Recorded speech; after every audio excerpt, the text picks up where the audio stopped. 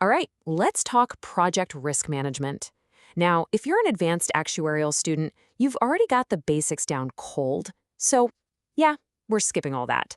This is the playbook. We're diving straight into the core principles and techniques you absolutely need to master. Let's get started. To really frame this whole challenge, let's start with this fundamental truth. Long before we even think about building models or crunching numbers, we have to face what is, time and time again, the hardest part of risk management, just identifying the risks in the first place. And look, this is not about checking boxes on a list. It's about being a detective, uncovering those hidden threats, those unknown unknowns that could completely torpedo a project. If you get this part wrong, well, everything that follows is basically built on a foundation of sand.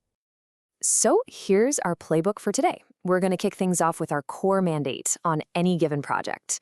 Then we'll get our hands dirty with two key identification techniques, brainstorming and desktop analysis.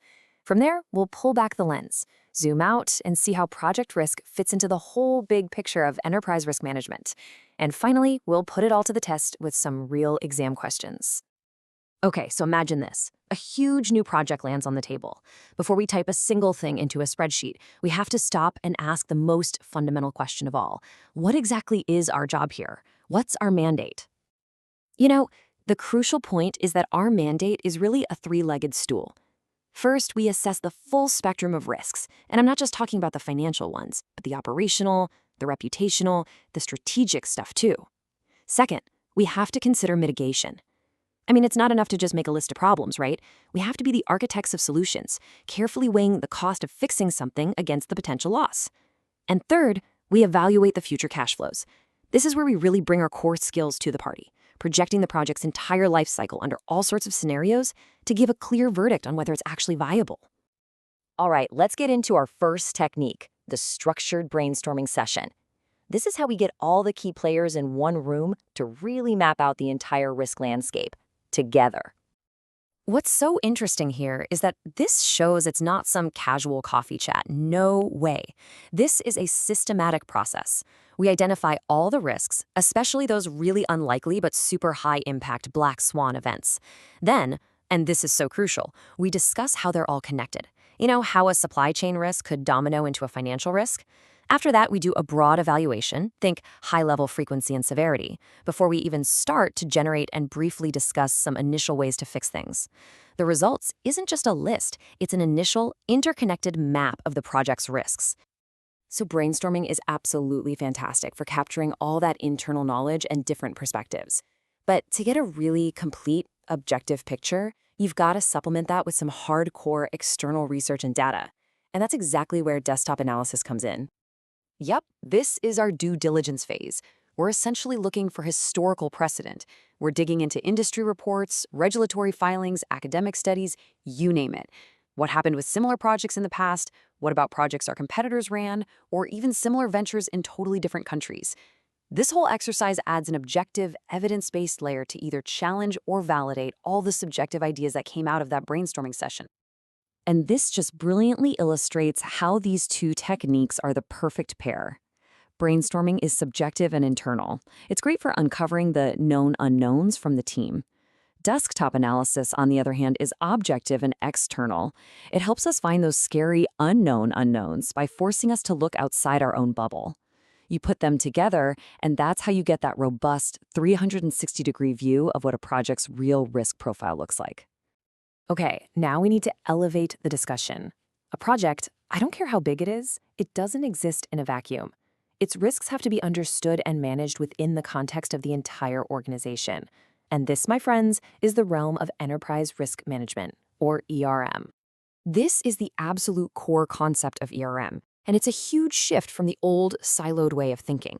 Instead of our project's risks just sitting in some spreadsheet on a lonely server, we aggregate them with all the other risks in the business.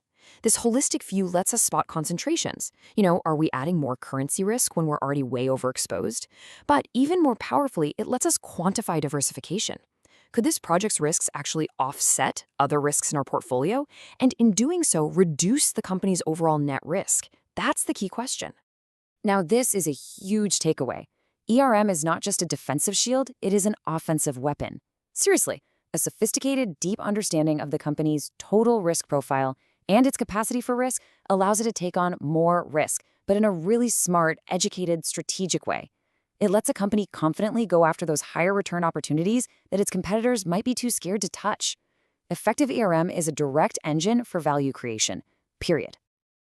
Okay, let's switch gears from theory to application. To really make sure these concepts stick, we're going to run a rapid-fire gauntlet through a few exam-style questions. This is where the rubber meets the road, where you test your ability to actually apply the playbook we've just gone through. Okay, first question up. A manufacturing company, so a little outside our usual turf. Just take a second to think about it. The key here is to show just how broad the actuarial skill set really is. A top-scoring answer would go way beyond the obvious. Sure, you'd start with financial modeling for capital projects, but then you'd pivot to operational risks on the factory floor. Maybe you'd even suggest how to structure their employee benefits or model supply chain disruptions. The goal is to show your versatility.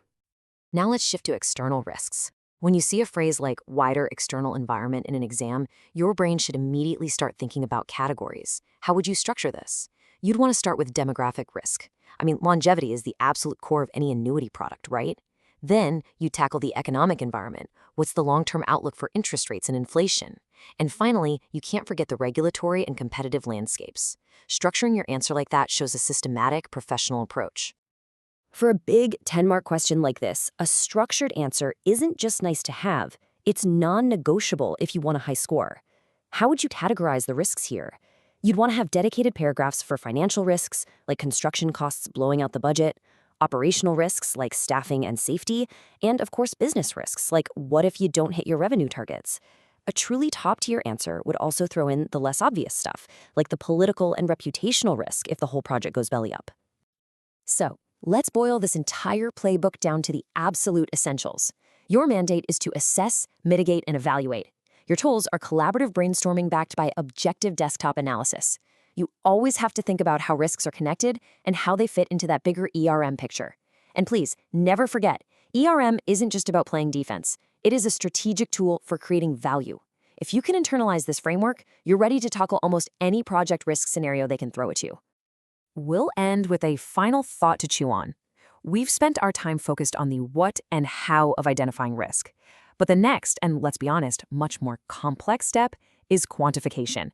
How do you actually model the correlations between all these diverse risks, market risk, operational risk, a project's own specific risks, to accurately calculate that diversification benefit? Answering that question, well, that's at the very heart of modern actuarial practice.